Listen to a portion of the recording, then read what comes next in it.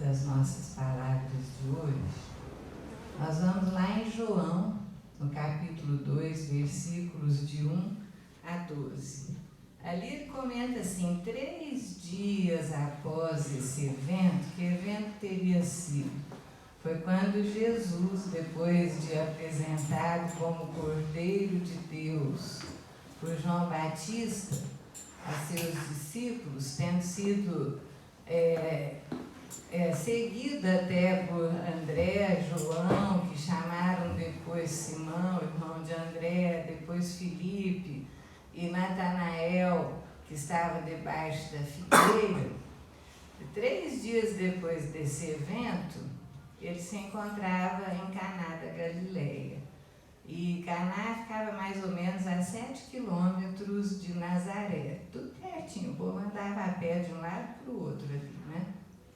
E Maria, a mãe de Jesus, havia sido convidada com ele, seus irmãos e alguns discípulos para um casamento.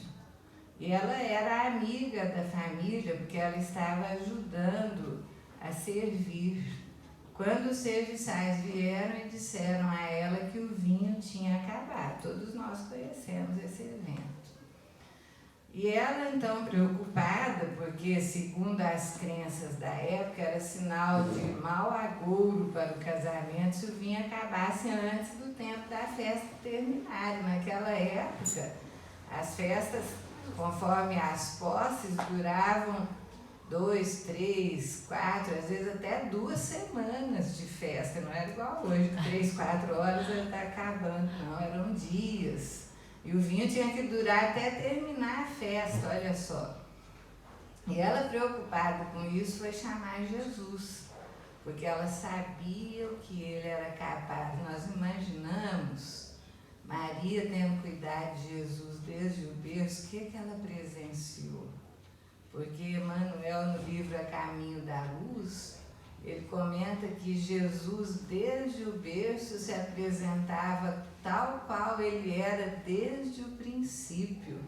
Então, se havia alguma limitação, era apenas física da criança, que quando é muito pequenininha ainda não articula as palavras, vai crescendo, vai desenvolvendo, mas em espírito ele já sabia de tudo, porque nós sabemos que o espírito puro não tem a limitação da matéria que nós temos. Isso está lá no livro dos Espíritos, não é?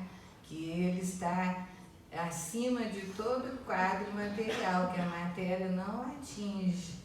Então ele deve ter mostrado a Maria desde pequenininho muitas coisas, a ponto de ela ter a certeza absoluta que ele podia fazer alguma coisa ali naquele momento.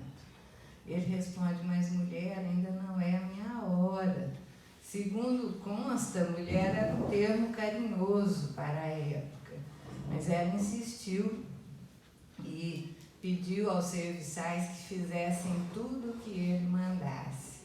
Ele pediu que arrumassem ali 6 bilhas de água.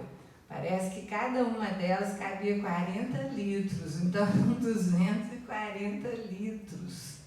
E quando ele impôs as mãos e orou, os serviçais sabiam disso, ele mandou que levassem o vinho, e aquele que experimentava comentou: mas é interessante, comentou com o dono da festa, geralmente as pessoas servem o melhor vinho no começo, quando todos estão sóbrios, porque eles estão sentindo bem o gosto do vinho, mas você deixou para servir o melhor no final.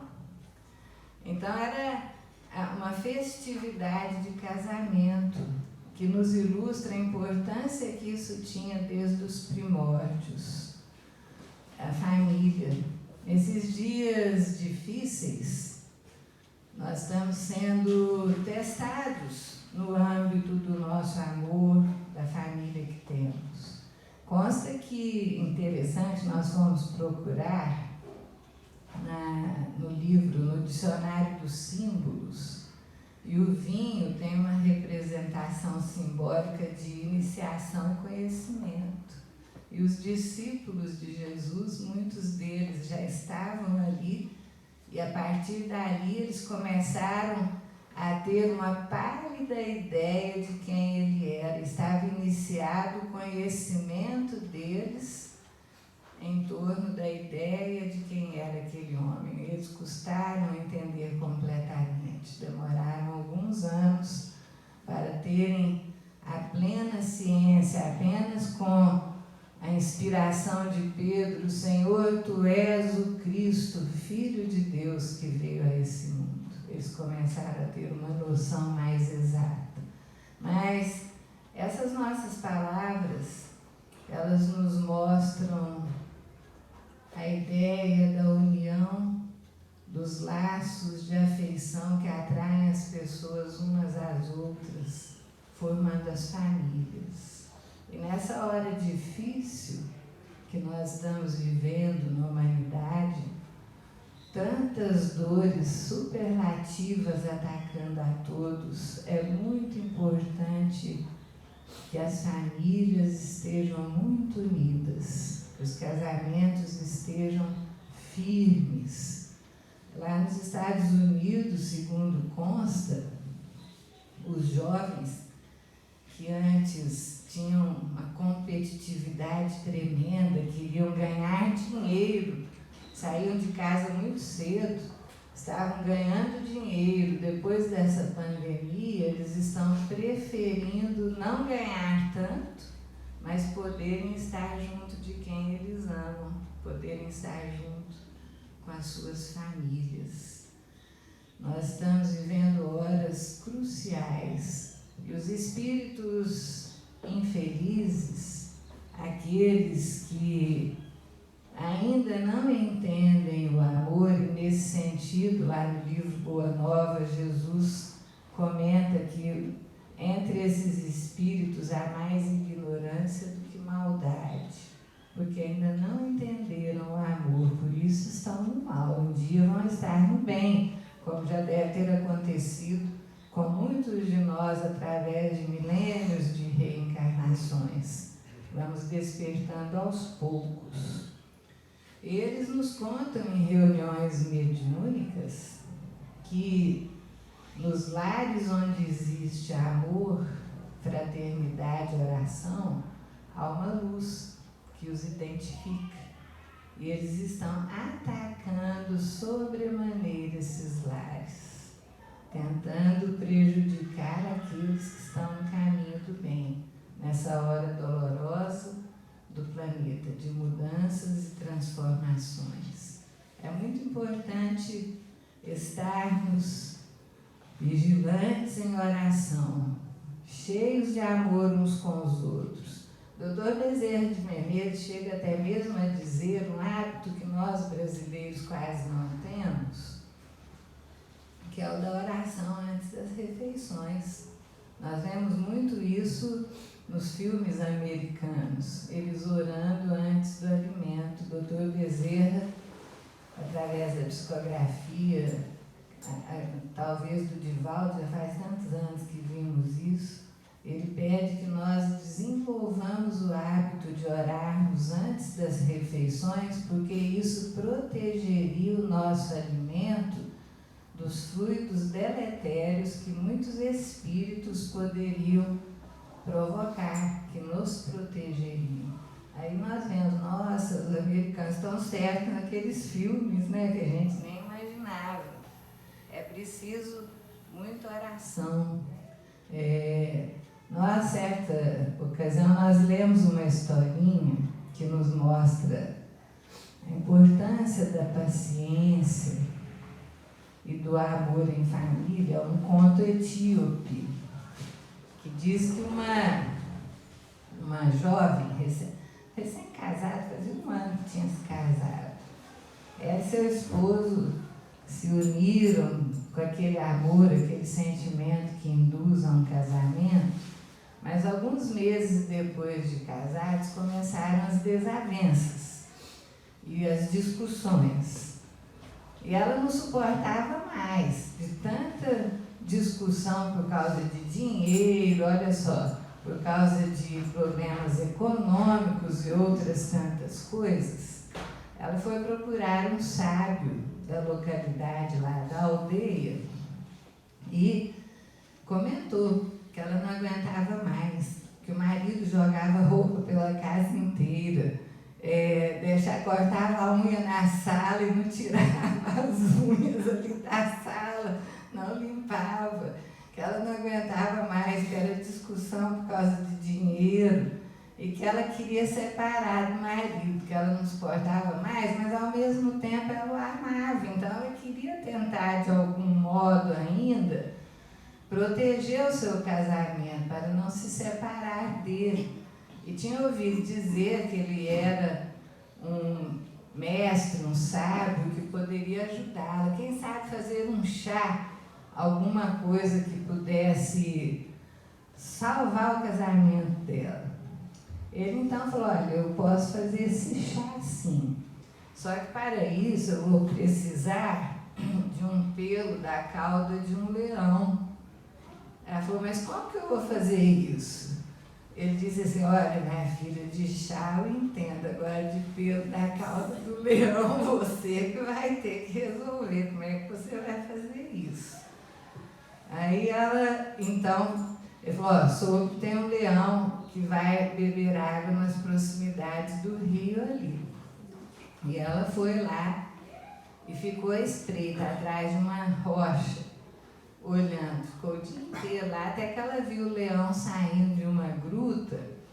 Ela estava a 200 metros de distância e viu o leão se aproximando ali para tomar água. E quando o leão rugiu, ela saiu correndo de medo.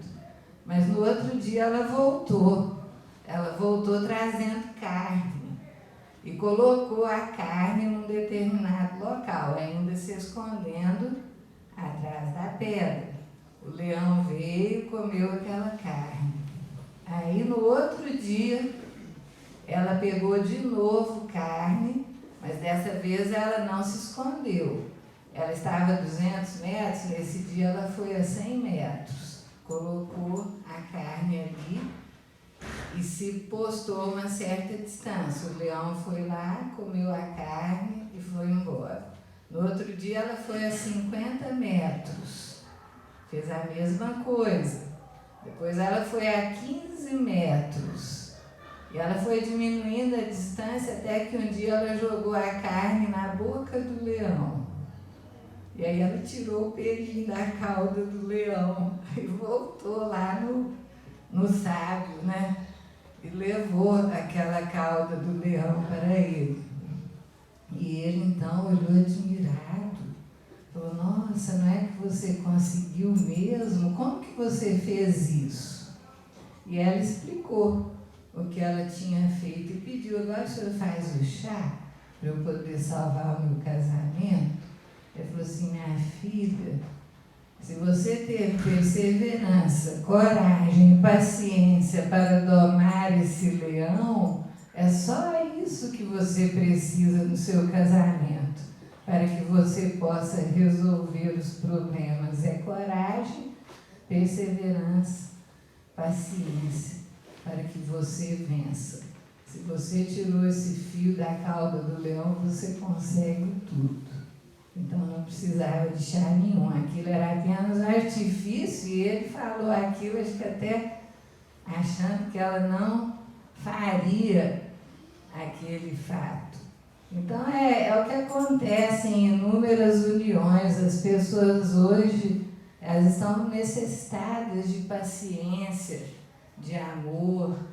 A família é de crucial importância para o homem, a ponto de Joana de Ângeles, pela psicografia do Divaldo, dizer que nós estamos na família que necessitamos e não naquela que merecemos, como costumamos dizer, mas sim na que necessitamos, aquela que é a que vai nos ajudar dentro desses princípios de paciência, de fraternidade, de amor E a Teresa de Brito, através da psicografia do Raul Teixeira, ela coloca que existem modismos dos tempos. E que um dos modismos é se falar que o amor acaba, quando nós sabemos que o amor é imortal. O amor verdadeiro jamais acaba. Ele vai se fortalecendo com o tempo, vai se solidificando quando ele é verdadeiro. Nós não esquecemos quando nós éramos criança, nós tínhamos cerca de 12 para 13 anos de idade, quando o nosso avô materno ele desencarnou. Ele estava na região de Belo Horizonte, a nossa cidade de Tuiutaba, no Triângulo Mineiro, e a cidade inteira amava o nosso avô. Então foi uma comoção. Ele teve um infarto lá em Belo Horizonte, ficou cerca de umas 3 semanas internado, todo mundo da cidade orando por ele, querendo saber como ele estava. Aí quando ele desencarnou, o corpo foi levado de avião. Aí ficou muita gente lá no aeroporto para receber aquele corpo. Nós nos emocionamos até as lágrimas. Foi quando a nossa avó, saindo do avião, sendo recebida por um grande amigo da família, que lhe deu a mão para que ela pudesse descer, ela disse a ele assim: foi-se o nosso grande amigo.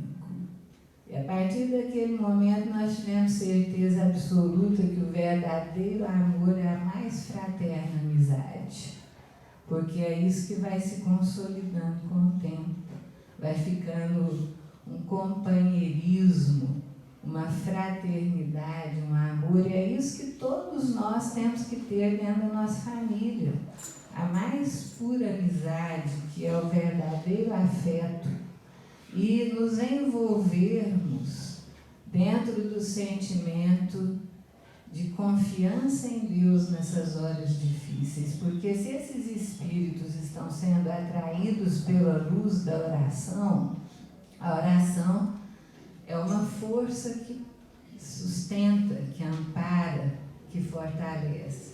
Nós temos uma querida amiga que é trabalhadora do Espiritismo há muitos e muitos anos, que ela nos confidenciou certa ocasião que todas as terças-feiras, às 7 da noite, ela fazia o Evangelho do Lar com a família na casa dela. E orava sempre. E depois de uns meses, ela tinha um vizinho que morava umas casas acima dela, que era médium vidente, e ela ainda não tinha notícia disso, porque parece que ele não era espírita, ele era médium. E ela então, certo dia chamada por ele lhe perguntou assim: o que acontece na sua casa lá toda terça-feira a partir das 7 da noite? Porque começa uma luz que começa lá na sua casa, aí vai expandindo, e pega o quarteirão inteirinho. O que é? Aí ela explicou que nesse horário eles faziam o Evangelho no lar. Nós sabemos que nessa hora de transformação, quando o joio e o trigo estão sendo separados, que os bons estão sendo atacados em todos os lugares e as fortalezas das trevas, elas estão sendo ruídas, né? Nós temos tido notícias, os líderes estão sendo levados, e em diversos centros aqui também temos quase certeza que tudo que é centro espírita do Brasil, esses líderes estão sendo levados para serem socorridos, e eles falam dessa luz de Jesus que está entrando até mesmo nas regiões abissais e está desmantelando suas fortalezas, e que eles estão atacando em desespero as fileiras do bem na terra inteira. Então é preciso muita vigilância, muita oração. Nós conhecemos uma senhora, trabalhadora do bem, cujo filho está sendo muito atacado também, porque eles não conseguem atingir a mãe, estão tentando no filho. Isso acontece conosco, não é? Quando nós temos vigilância, eles tentam nos atingir e não conseguem, então vão tentar aqueles que estão vigiando menos, tentando fazer com que a pessoa sofra por tabela, como dissemos. E aí, essa senhora está tentando, eles estão tentando atingi-la através do filho. E nós tivemos ocasião de, numa reunião mediúnica, ouvir esses espíritos comentando com ela que parariam de atacar o filho em troca de ela deixar o Cristo, olha só. E ela então lembrou da história da Joana de Cusa, né? Como deixar o Cristo. E eles falaram assim, então você prefere sacrificar o seu filho? Mas nós temos certeza do amor que protege aqueles que amam. Então todo sofrimento é passageiro. E numa das últimas semanas houve uma comunicação de um espírito amigo, uma senhora que estava com uma roupagem azulada pela descrição da médium e que descrevia para essa mãe o amparo assistencial enorme que está com ela, dizendo assim que como eram muitos espíritos que estavam atacando, eles socorriam, vinham outro, socorria, vinha outro. Então, a bondade divina e o amor tentando amparar aquele exército violento que ainda não entendia o amor, eles levaram para lá as mães deles. Todas as mães espirituais de todos aqueles que atacavam estavam ali junto dos filhos, tentando ajudá-los com o seu amor e dizendo a essa mãe encarnada que ela mantivesse a confiança na certeza do bem, porque elas, as mães que estavam ali socorrendo os seus filhos, jamais a abandonariam. Estavam orando todas, e a médium escutou o canto delas, para que o filho dela ficasse sereno diante da tempestade, diante dos ataques. Então, a importância da família através dos séculos, do amor que sobressai. Quantas histórias nós vemos maravilhosas de espíritos que deixam as regiões mais elevadas para virem de novo habitar a terra, socorrendo aqueles que amam. A história de Quinto Varro do Ave Cristo, maravilhosa história, nos remonta a isso. Ele, que era um cristão, que já havia dado sua vida por Jesus, foi convocado pelo seu amigo espiritual Cláudio, no mundo espiritual, a ascender para mundo mais elevado. E ele então diz: Cláudio, você sabe como eu amo meu filho Tassiano? E ele ainda se encontra preso aos desejos de Roma, aos deuses romanos, ao orgulho de Roma, e não aceita o Cristo de modo algum. Como que eu posso ascender para um mundo espiritual mais elevado, sabendo que Tassiano, a quem eu tanto amo, se encontra desse modo? E ele teve a permissão de Cláudio, então, que era hierarquicamente superior a ele, evolutivamente, de tentar por 100 anos ajudar o seu filho para que ele pudesse mudar o seu pensamento. E ele reencarnou com essa ideia e se tornou pai do Tassiano de novo, na figura de Quinto Varro, num livro lindíssimo, maravilhoso, que nós recomendamos. E ele ficou ali durante tanto tempo, até que finalmente, antes que terminasse os 100 anos, ele conseguiu salvar o seu filho. É uma história muito linda, muitos já viram. Ele reencarna, é romano, Quinto Varro, tem um filhinho de poucos meses, e uma noite que ele voltou mais cedo dos seus afazeres, ele descobriu a esposa traí-lo com o seu chefe de trabalho. O seu ímpeto foi de entrar na alcova e criar uma celeuma, salvar a sua honra, mas ele imediatamente parou e pensou: se ele era cristão, a sua atitude tinha que ser diferente. Se ela estava fazendo isso, ele deveria ter falhado com ela no amor, para que ela estivesse atraído. Então, ele era o maior culpado da situação. E ele não podia também levar o filhinho adorado, porque ele precisava da mãe, ainda era bebezinho. Então, ele preferiu se calar, silenciou e foi mandado para uma missão por esse chefe dele em terras distantes. E ele aceitou e foi.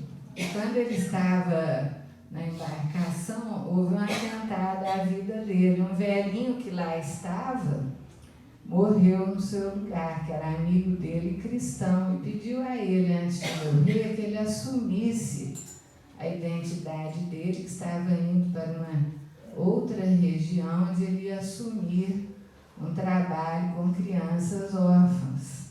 Ele foi. O mundo pensou que Quinto Varro tinha morrido. E ele se tornou uma figura em outro lugar, tratando as crianças como sendo seus filhos, ensinando o amor e a bondade, aguardando o tempo. Até que Tassiano, já adulto, apareceu por lá. Olha os caminhos que a vida dá. E ele viu a grande oportunidade de poder ajudar o seu filho a se tornar cristão, que era o sonho da sua vida. O jovem já contava com seus 20 anos, mas era completamente contrário ao Cristo. Vale a pena ler esse livro. E os esforços que ele faz, ele desencarna como cristão sacrificado pelo seu próprio filho, que o levou à arena, porque não compreendeu. Depois ele reencarna de novo.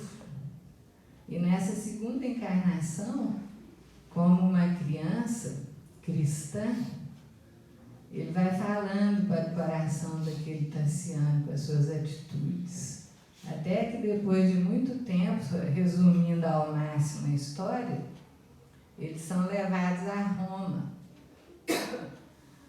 Na verdade, Tassiano tinha ficado cego e estava com ele, com cerca de 15 anos já. A sua filhinha Blandina já tinha desencarnado como cristã, que ele adorava, Blandina, e ele tinha ficado cego numa corrida de bigas, que era o que ele ganhava dinheiro, e então foi pedir socorro à filha mais velha que morava em Roma, porque ele tinha o jovem Quinto Celso, que era um menino de 15 anos que ele tinha acolhido quando tinha 8. A história é belíssima.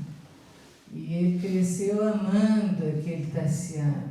E vínculos de afeto imorredouros entre os dois, o menino cristão e esse Tassiano, sem aceitar de modo algum a ideia do Cristo.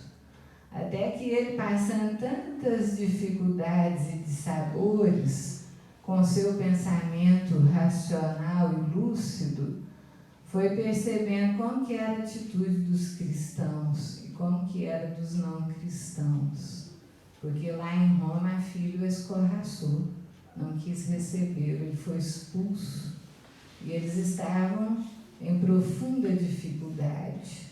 Quando o jovem, então, localizou outros cristãos, com aquele modo que eles se conheciam uns aos outros, faziam desenho do peixe, e um localizava o outro, eles foram amparados por uma família humilde cristã.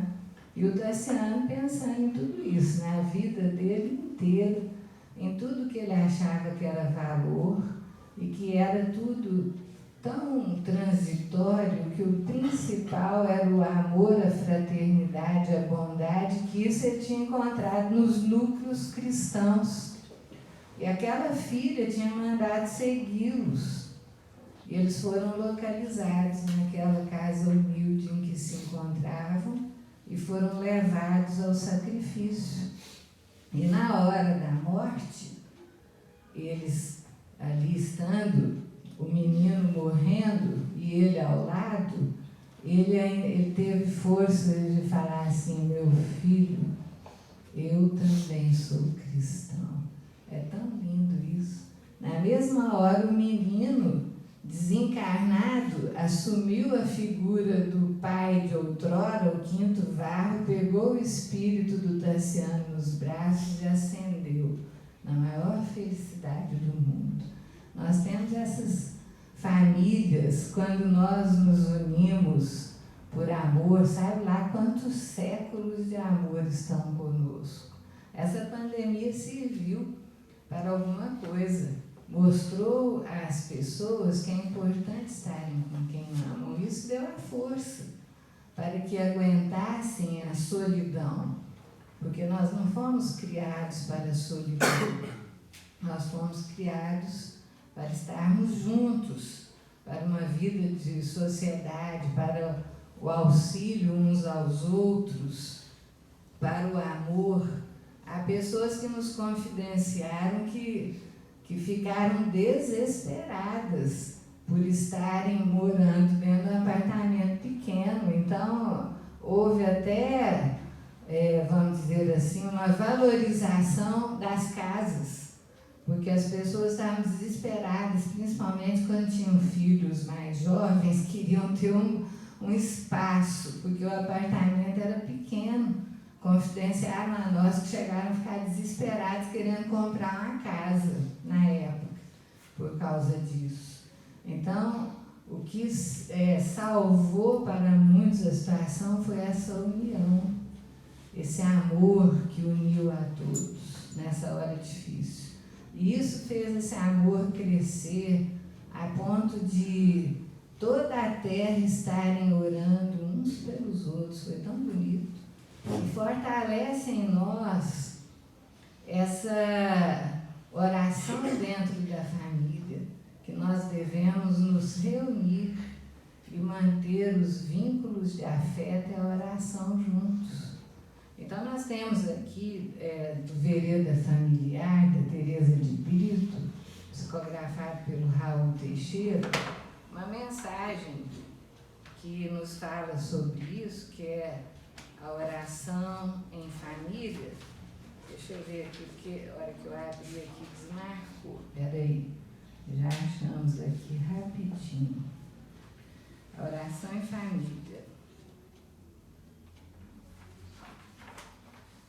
E ela diz assim, que o livro inteiro é sobre a família, é um livro gostoso de ver, chama Vereda Familiar. Ela diz assim: luz inapagável passa a brilhar sobre o lar, onde perduram as vibrações da prece. Ondas permanentes de harmonia envolvem o ambiente familiar que instala o hábito salutar da oração. Saúde espiritual inarredável costuma penetrar as almas que no reduto doméstico se aliam aos benefícios da prece. É lamentável o ouvido a que é relegada a oração, em grande número de lares pela terra inteira. Mesmo em grupos familiares que envergam a rotulagem cristã, falta o aconchego maior com as fontes fecundas de paz em que se converte a oração. Mais do que pode supor a pessoa que ora, a alma que se liga às faixas luminosas do diálogo com Deus absorve desse estuário bendito do mundo invisível as mais profundas messes de recursos, aptos a sustentá-la nas lides em que se movimenta no planeta.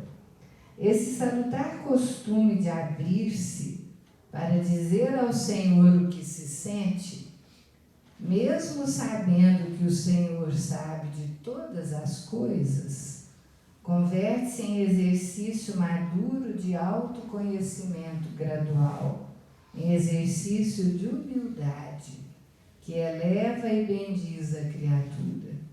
No campo doméstico, pois, ensine a seus filhos, desde pequeninos, tão logo consigam acompanhar os pais, a entoar as palavras da prece, que com o tempo irão compreendendo, adicionando seus próprios sentimentos, valendo-se ao mesmo tempo dessa norma feliz, como fuga das tormentas em si ou em torno de si, ou como bálsamo medicamentoso em face dos padecimentos físicos e morais que acaso lhes esbarre a caminhada terrena.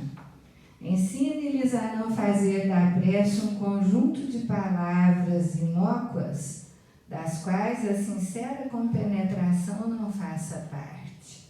Mostre-lhes que, por ser valiosa, a prece deve ser entoada ou emitida em regime de unção íntima, fazendo silêncio no aposento do coração, para que aprenda a ouvir as respostas das alturas, que podem ser imediatas ou encontrar-nos pelos caminhos.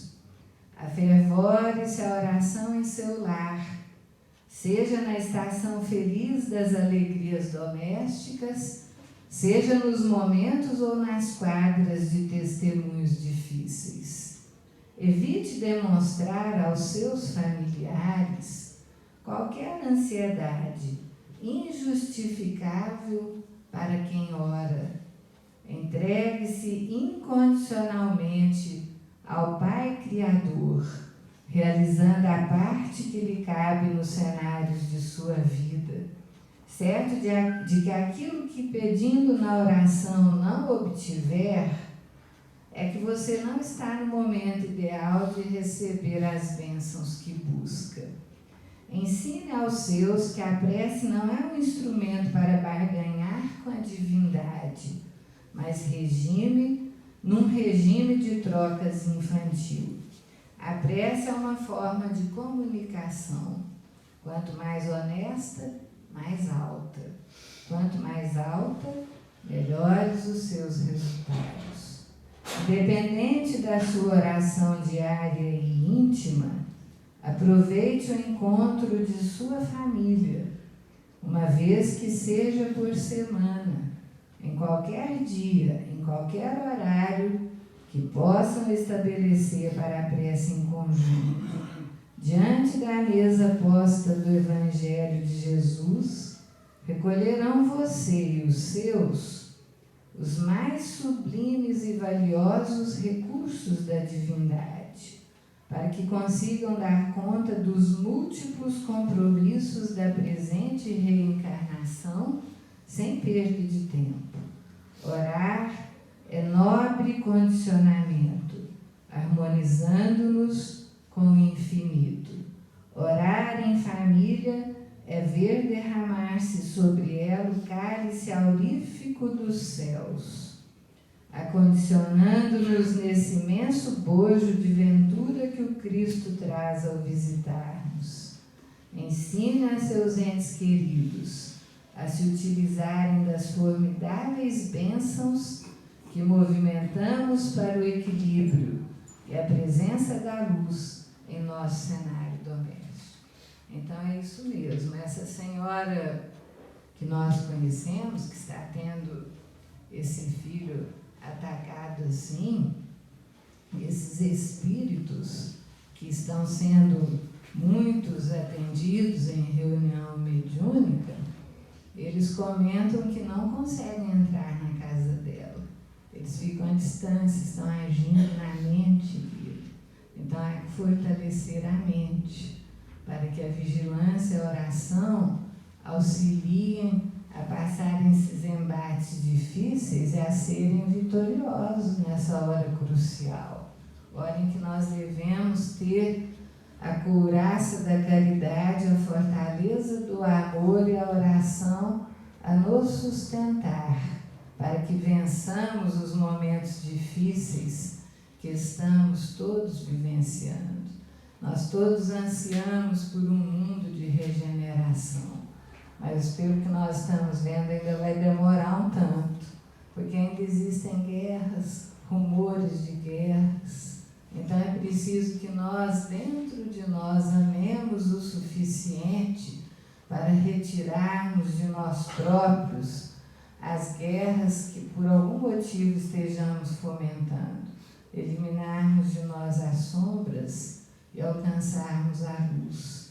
Um dos mecanismos é essa fé e a oração sincera que nos sustenta e ampara.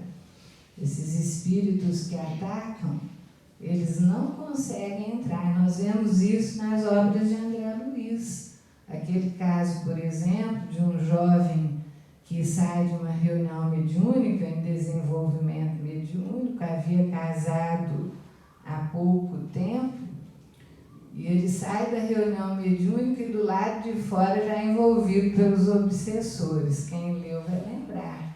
E é acompanhado por obsessores da época em que ele frequentava prostíbulo, e ainda estavam lidos a ele pelo teor de seus pensamentos. Mas quando eles chegam na casa dele, ele entra, eles não conseguem, porque a esposa era uma cristã verdadeira. André Luiz não colocou se era espírita, se era católica, ele disse que era uma verdadeira cristã, e orava, e ali até, na sua casa, até mesmo os tijolos da parede tinham luz, por causa da sua oração.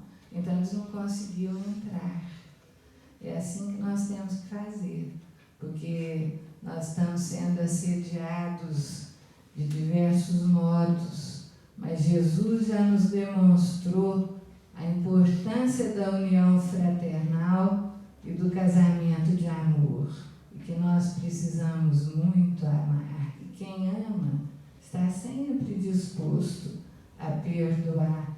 Não precisa ir lá tirar o pelinho da cauda do leão, né? Perdoa por amor.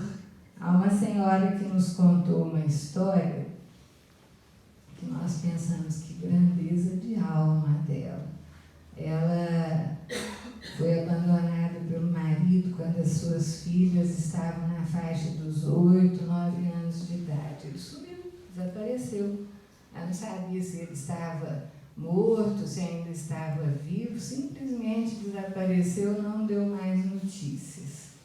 E ela, trabalhando duramente, conseguiu criar as suas filhas. Elas fizeram faculdade, se formaram, estavam algumas até casadas, quando ele apareceu de repente, numa doença quase que terminal, estava profundamente doente, pediu socorro a ela. E aí muitos da família, querendo que ela dissesse não, a bondade dela foi tão extraordinária que ela o acolheu e cuidou dele até ele ficar bom, até ele sarar. E aí depois ele foi embora de novo, mas ela ficou cuidando até ele ficar bom. Isso é amor, é bondade na alma, é exemplificação para todos nós, que temos uma família que se ama e nos propiciou nós estarmos aqui num domingo de manhã, pelos seus exemplos, pelo que eles nos deram. Porque às vezes nós ficamos pensando, né, quando vemos esses espíritos ligados ainda em sentimentos inferiores, quando temos noção, através da mídia, de tanto tantos lares, dos lares desintegrados, porque se a família é a célula máter da sociedade, é claro que existe uma incidência das trevas em cima, querendo esfacelar as famílias, porque é onde se formam os caracteres dos espíritos que estão reencarnados, os filhos. Então, nós pensamos, quando vemos tantos males, será que se nós tivéssemos tido uma família diferente da que tivemos, que não nos tivesse orientado no bem, nós estaríamos até pior do que eles? Não sabemos. A influência do meio é gritante, mas o espírito pode vencer o meio, nós sabemos. Mas que Deus nos abençoe e nos fortaleça para que nós possamos unir sempre mais a nossa família no amor, no bem, na oração, no trabalho edificante, para que caminhemos serenos, na certeza de que estamos tentando fazer o melhor, unidos no bem. Muita paz a todos e muito obrigada.